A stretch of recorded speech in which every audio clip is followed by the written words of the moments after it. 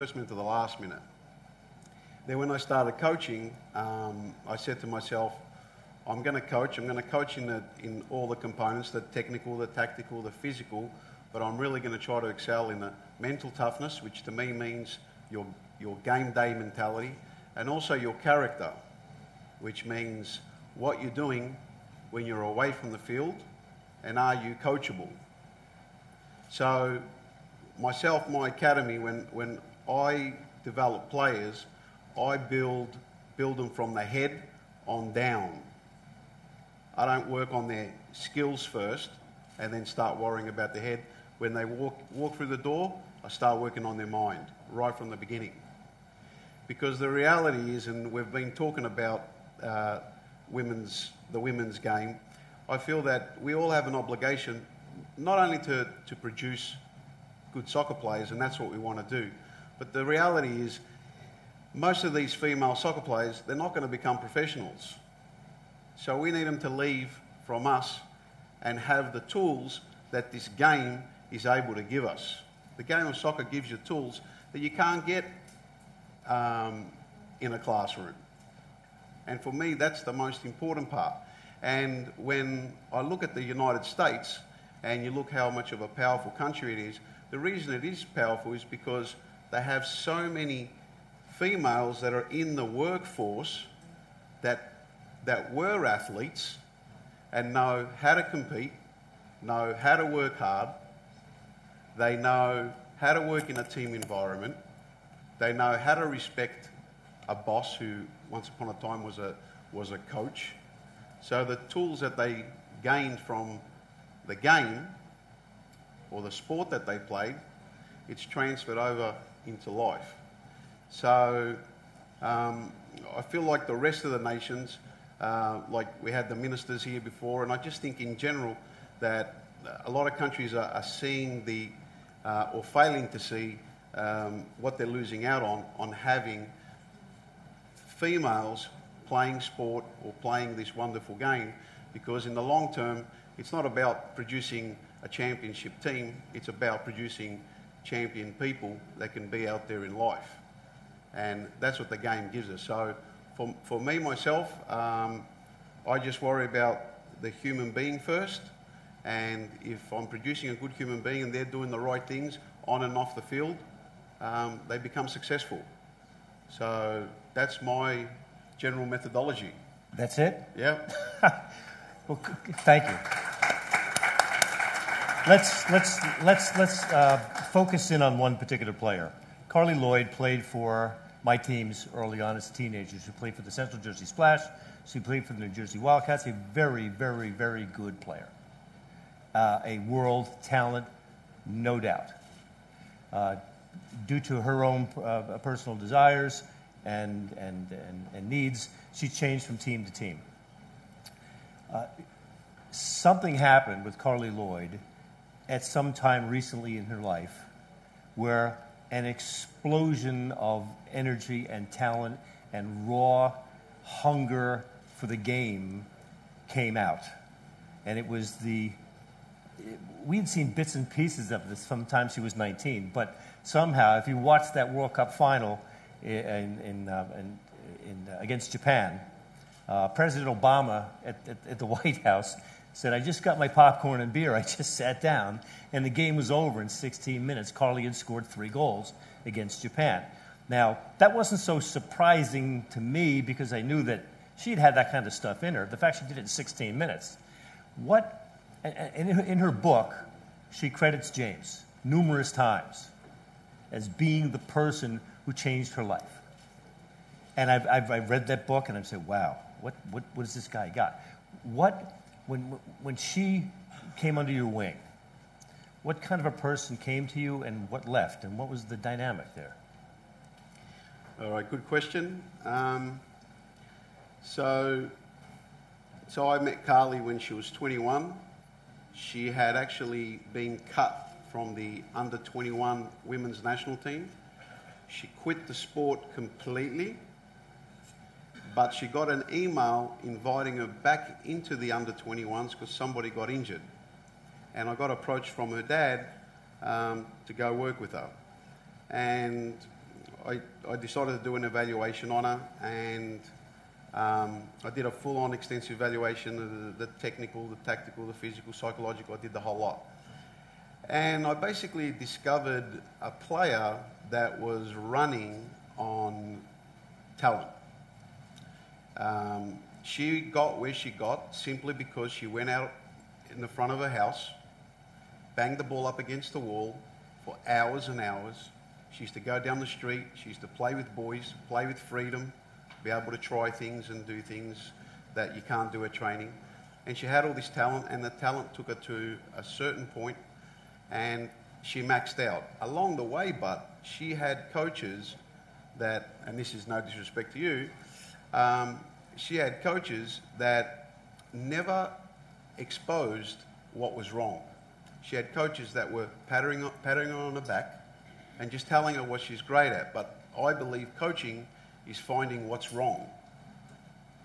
And nobody was able to tell her what she was doing wrong. So she just kept doing the same thing over and over again because she thought she was doing everything right. And she hit a brick wall. And then I came along and I just basically completely changed her mindset. Turned her into a hungrier player and really taught her how a professional thinks. So are we taking notes? Are we taking notes? So that's basically it. But I mean, there's a lot of things after that, but the psychological part and the character part was definitely a really, really big part in her transformation. I find this, you know, to some degree working with women's teams over the years. Now, I was never their coach. Okay, good. Okay, I helped coaches recruit to some extent, but facilitated the franchise, if you will, right. and made sure they had a place to play, make sure somebody paid for it. Sometimes it was just me. But in any event, this is what we do, and this is what we've done. When we brought in Kelly Smith, when we brought in Rachel Yankee and Rachel Unit, Anne Makinen, and Meredith Pichon and Karina LeBlanc, it was daunting to deal with these thoroughbreds, and Carly. But that's what I did. That was the guy in the background. You won't see many pictures of me anywhere. All I did was just look at the problem and say, what do you need, coach? Okay, I did jump into the goal and sometimes and had my hand. Goals. Yeah, I had my hand broken a couple of times by these women. But let's go back to the various styles of academy. You're a private institution. Yes. Yourself. You are not funded by U.S. Soccer. No, I'm a private institution, and I focus completely on individual development. So I have kids that come from all over the world. They come in, I look at them through the 5 pillars, I find their weaknesses, and then develop a program specific for them to improve them. So you've got the 5 pillars: technical, tactical, physical, psychological, and character. They walk through the door, you find what's wrong, and then you build a program specific for them. And I've got certain techniques that I use for every single one of those pillars. And that's basically what I do.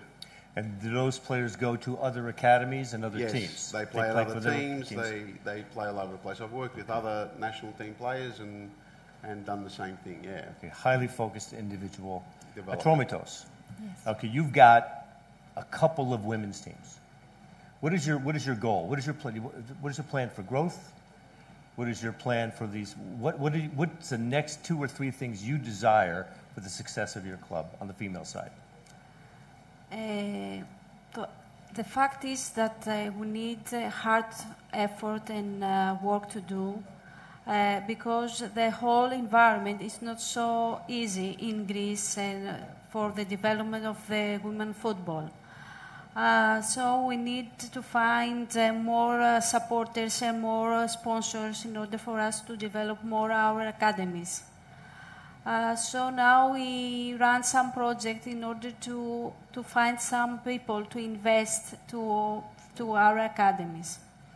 Also, we run a project and we visit schools in Peristeri, and we visit schools with women players, and we promote the women football in order for students to learn more about women football. Okay. And so we try to bring more women like fans, but also for players to play football. More girls, more young women to join the academy. And Nicole, if you had a wish list, you look 2 years down the road. Where do you want to be competitive? It's amazing now what the FA has planned for doubling the numbers of women's pro teams and actually walking the walk. That's what I see happening. Yeah, I think you've seen with the FA and you've seen with UEFA and FIFA. There's been these new women's football strategies that have come out, and they have a plan to actually implement that. So I think, for me, a wish list would be for other member associations to do the same and really put the investment in as well to be able to support the growth of women's football. I think from an England perspective, we've seen the FA put a lot in. We now need to see the clubs really put in themselves as well. Got a great league and fully professional league in the Women's Super League, but it is still growing, and it's still we need to do more research. We need to collect more data to understand how successful it has been and how successful it will be. And we talk a lot about return on investment, and we touched upon the fact that we need people, we need sponsors to invest, we need clubs to invest. And I think in order to do that, we need to understand there are importances of collecting data and being able to monitor how successful that can be. Okay, wonderful. Any questions from the audience on how we've kind of done it in different parts of the world? All right, yes, sir. Is there a microphone? Thanks, Marios.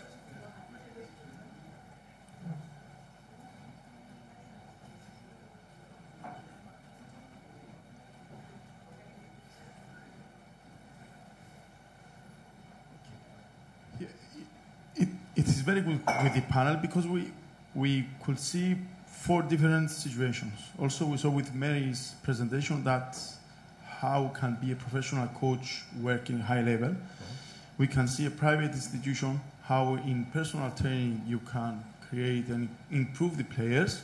And then we have 2 different countries. We have the FA in England, how professionally FA works and supports the clubs with and built-up designs, maybe a curriculum, I don't know. And then we have Greece, Atromitos, when we see that they struggle alone, with not at all any plan from the FA, just to grow up the women's football. So here is one issue that all the stakeholders, maybe UEFA or FIFA, they have to combine all this and coordinate everybody, especially the RFAs, to have a basic support to the clubs. And by this way, probably we're going to have a rise up of the game, because something similar is going on with men, but with women, I can see that is much more these problems. And it is unfortunate that here today there is nobody, I don't know if there is from the Greek FA. They should be here. I've noticed that as well. Another question. But, thanks for your insight. Let me make a comment for this.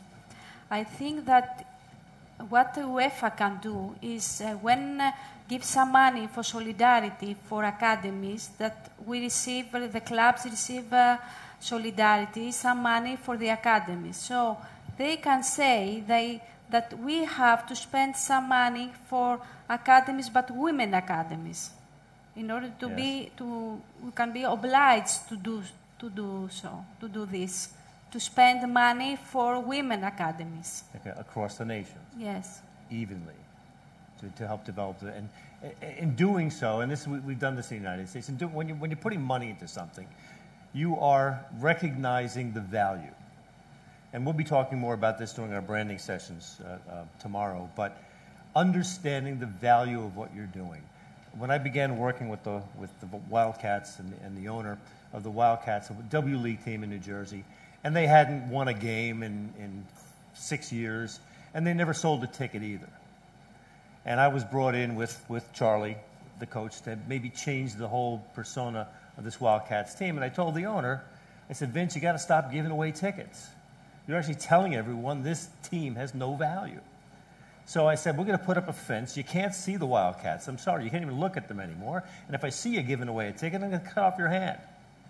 And he kind of laughed, but I said, listen to yourself. You're the owner, and you're giving your team away. And that's when we were recruiting these stars that I mentioned before. We said, we're going to bring them in here. The WUSA had just folded.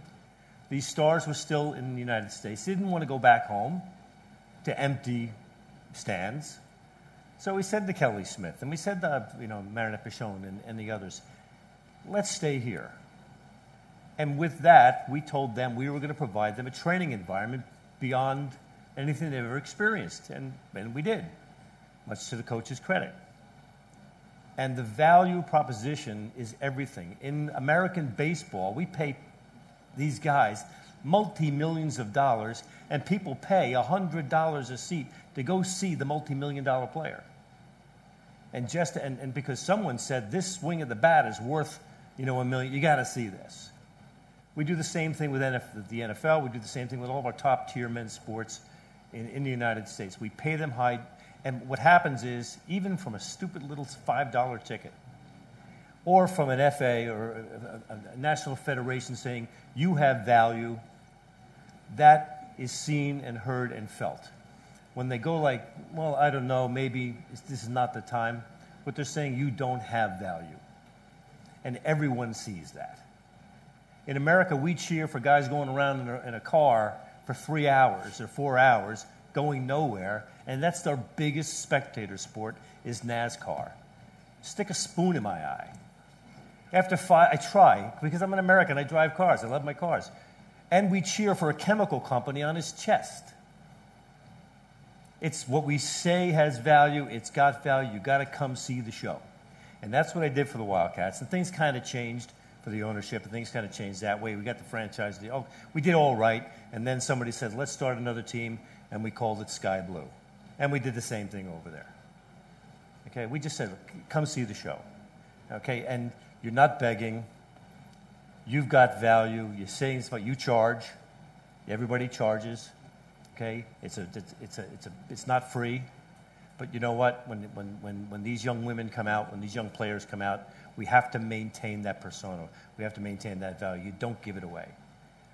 So we built something in the United States we think is going to last a while. Thank you, James.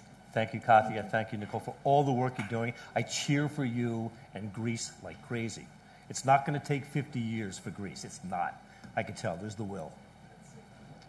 Thank you.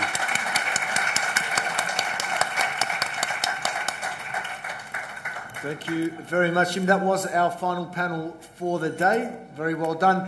That is all for today. Tomorrow morning we will start at 10 a.m. sharp, so feel free to arrive from 9 a.m. We will commence at 10. Just a quick note, many have taken photos. If you upload or publish them anywhere, just add the hashtag AthensWFS. That way we all have access to them. But thank you so much. We hope you enjoyed the day. Good evening, and we look forward to seeing you tomorrow.